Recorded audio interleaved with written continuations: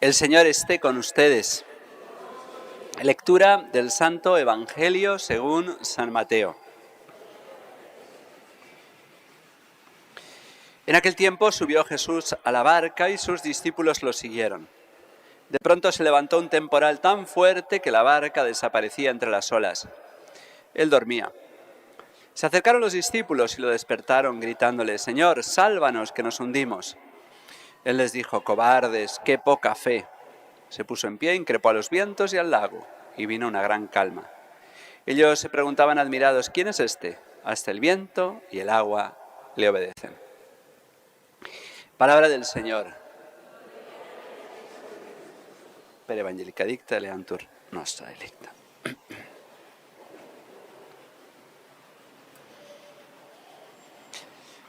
Estamos comenzando nuestro mes patrio, el mes de julio, dedicado a ese cuarto mandamiento, en el cual está incluido honrar padre y madre. No está hablando solamente de nuestro padre genético y nuestra madre, por supuesto, sino a nuestros padres y la herencia recibida material y espiritual.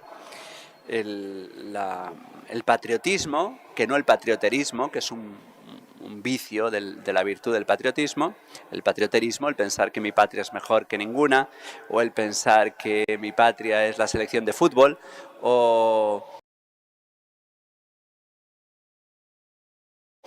No, el patriotismo es un auténtico legado que nos han dejado nuestros padres. El malo, porque también le damos cosas malas de nuestros padres, el malo para superarlo y el bueno para fecundarlo y acrecentarlo y regarlo. Entonces es bueno reflexionar sobre la historia de nuestra patria. El Perú, es muy importante que eso y lo recordemos, no ha existido jamás sin ser católico. No hay un Perú precristiano, eso es una fantasía. Ahora hay una tendencia por parte de nuestras autoridades culturales de indagar en un Perú indígena, en un Perú... No existía el Perú. Existían muchas tribus que entre ellos o no se conocían o se peleaban.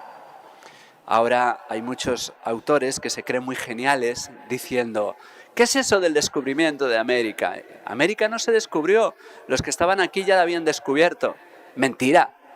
Los que estaban aquí no conocían América, conocían su terruño, pero nadie tenía una concepción de lo que era América, nadie había recorrido América entera, nadie sabía lo que era.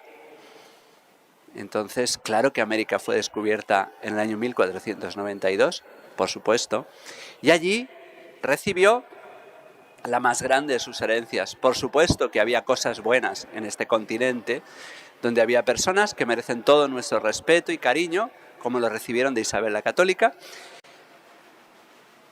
y el catolicismo supo sacar de ellos lo mejor que tenían y eliminar lo peor que tenían, como había pasado en España 1500 años antes, donde también había habido idolatría 1500 años antes y donde también había habido muchas cosas malas antes de que llegase el cristianismo a Hispania. Pues aquí llegó la Santa Fe Católica y unió este continente con una misma religión, la verdadera, la de Cristo, la cristiana, la profesada por la Santa Iglesia Católica Romana, y una misma lengua. Y así permaneció, a pesar de lo que nos diga la leyenda negra, durante 300 años, unida, próspera, rica, contra lo que nos quieran decir. Se acabó con la esclavitud, luego llegó en la decadencia del virreinato, cuando dejaron de ser estos países virreinatos y empezaron a ser colonias, porque ya la Ilustración también llegó a España. España empezó a dejar de ser madre para empezar a ser madrastra. No debemos caer ni a la leyenda negra, no nos la debemos tragar, que es la que más recibimos, pero tampoco nos vayamos al otro extremo, la leyenda rosa. Pero lo cierto es que aquí se acabó con el canibalismo, aquí se acabó con la sodomía, aquí se acabó con esas cantidad de guerras intestinas, aunque hubo guerras intestinas entre cristianos, más graves todavía, pero gracias a Dios terminaron pronto, y muy pronto se pacificó este continente bajo un mismo Señor, nuestro Señor Jesucristo. Y de ese modo, pues, cuando llegó la independencia, pues ya habían entrado todos los elementos malvados del norte de Europa, fraguados en el protestantismo y culminados en la Ilustración, lo que llamaban soberbiamente las luces. Y entonces cuando España dejó de ser madre para empezar a ser madrastra, pues aquí también hubo una confusión muy grande, como la había en España. Personas que querían defender lo mejor de la tradición americana y personas que se habían tragado con la masonería pues todos los elementos disgregadores que ya existían en Europa. Y por eso empezaron una infinidad de guerras civiles, porque las independencias no se fraguaron solamente en la lucha contra España. La independencia fueron auténticas guerras civiles entre hermanos en tantos sitios de América. Y ahí empezó la independencia, pero es muy importante que tengamos muy claro que cuando se independizó el Perú, ya como nación, aunque las fronteras tardaron en aclararse, porque eran fronteras artificiales en gran medida, pues no olvidemos que Lima era una ciudad muchísimo más próspera y rica que Londres, por ejemplo. Era una ciudad mucho más importante, más rica y más próspera, más culta, con más universidades, con más hospitales, con más carruajes por persona. Entonces que no nos vengan a contar el cuento de que a veces cantamos en nuestros himnos, de que era una población sometida y por fin consiguió la libertad y la riqueza. No, eso falla todo estudio histórico serio.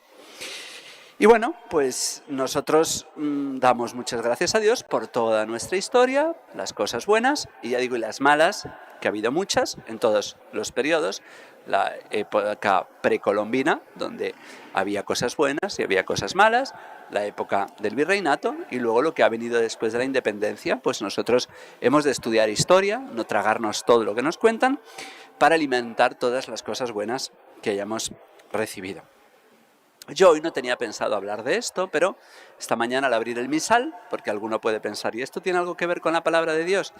Pues sí, esto que yo he dicho lo podía haber dicho cualquier día del mes de julio, porque es bueno que reflexionemos sobre el cuarto mandamiento y nuestro deber de patriotismo. He visto el Evangelio y he visto que es el de la tempestad calmada. Podríamos leerlo alegóricamente, referido a nuestra patria, en horas en que Jesús parece que duerme, mientras nuestros gobernantes nos llevan a auténticas tempestades de pobreza, de desigualdades. Pero bueno, como lo tenemos muy reciente el Evangelio, entonces me he ido a la primera lectura y resulta que nos encontramos con el profeta Amós, el primero de los profetas escritores que llamamos, porque hubo profetas anteriores a él, pero ninguno había escrito. Y Amós es el primer profeta escritor del siglo VIII a.C., que nos muestra hoy una lectura durísima. No sé cuántos de ustedes han estado atentos o han entendido algo de la profecía de hoy. Pero si después de que el lector ha dicho palabra de Dios y ustedes han dicho te alabamos, Señor, ustedes han estado atentos, deberían estar preocupados, porque son muy fuertes y duras las palabras que nos acaba de decir hoy el Señor. Es una llamada fortísima, gravísima, durísima al pueblo de Israel hace 2800 años. No creo que nos importe ahora demasiado. Históricamente como anécdota, pues como hecho histórico, pues está muy bien. Pero ¿por qué nos importa hoy, 2800 años después, lo que Dios le tenía que decir a Israel? Pues porque eso, 2800 años después, hoy se lo dice Dios al Perú. Si estuviera en España, diría a los españoles. Pero hoy nos lo dice a nosotros. Vuelvan a Dios como nación. Vuelvan a la alianza. Y lo dice con palabras muy, muy amenazadoras, muy duras. Así voy a hacer contigo, Israel. Si queremos tomarnos en serio las palabras de Dios, hoy tenemos que decir, así voy a hacer contigo, Perú. Y porque esto voy a hacerte, prepárate a afrontar a tu Dios. Escuchen esta palabra que dice el Señor contra ustedes, contra la familia que yo hice subir del país de Egipto. Eres un pueblo escogido, eres un pueblo al que le he dado mucho, eres un pueblo en el que me he esmerado, eres un pueblo que ha conocido la verdad, que ha conocido la santa fe. De todas las familias de la tierra, solamente a ustedes conocí. Somos esos pueblos pertenecientes a la cristiandad, al occidente cristiano. Muchos pueblos no han conocido el Evangelio como lo hemos conocido nosotros. Por eso te visitaré por todas tus culpas, puesto que hemos recibido más que otras naciones que no han sido católicas, el Señor nos va a pedir más. Por eso te visitaré por todas tus culpas. Dios es como el león que ruge después de hacer presa. El Señor usa esa imagen durísima de un león que cuando caza la presa de satisfacción ruge.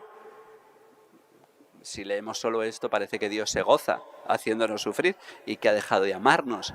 Este texto, como todos, hay que leerlo en el conjunto de la Sagrada Escritura y nos damos cuenta de que cuando Dios nos castiga, y es un castigo medicinal, es un castigo porque nos ama, es un castigo para que reaccionemos, pues es benéfico para nosotros.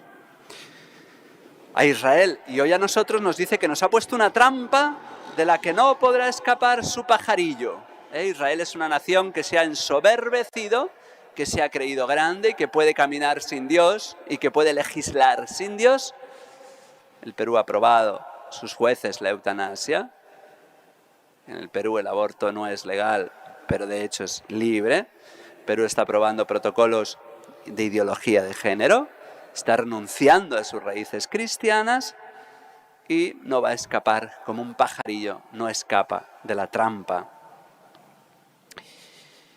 Amós habla del terrible cuerno que se toca en una ciudad. Hoy diríamos la alarma que hay en las ciudades que están en guerra. Suena una alarma tremenda, tremenda, que hace que todo el mundo se tenga que proteger porque vienen los bombardeos. Bueno, pues en tiempo de Israel no había aviones y no había, sino que había un cuerno que anunciaba en la ciudad que venía el enemigo. Hoy Dios se presenta como enemigo. Ya sabemos Dios, ya sabemos muy bien que es el amigo y el que nunca falla. Pero nos está hablando de que a Dios lo podemos percibir como enemigo cuando viene a castigarnos. Porque Dios castiga. Contra lo que hoy se predica por doquier, Dios castiga. Para nuestro bien. Porque nos ama, no encolerizado como un padre borracho que pega a diestro y siniestro sin preocuparle si es justo o no lo es. No, Dios no castiga así.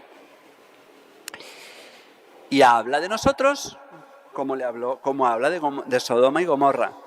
Así van a quedar ustedes como un tizón salvado de un incendio y ustedes no han vuelto a mí. Bien, pues esto vale para Perú, vale para todas las naciones cristianas que van renunciando a su raigambre cristiana, a sus raíces, y por eso hoy más que nunca tenemos que rezar por nuestra patria. Por eso, pues con frecuencia, ojalá todos los días, al menos en este mes, pidamos: oh María concebida sin pecado, mira compasiva al Perú, ruega por el Perú, salva al Perú. Cuanto más culpable es, tanto más necesita de tu poderosa intercesión. Dirige por él a Jesús una palabra de amor para que en el Perú reine la paz y el amor cristiano. Oh Jesús, obediente a María, salva al Perú.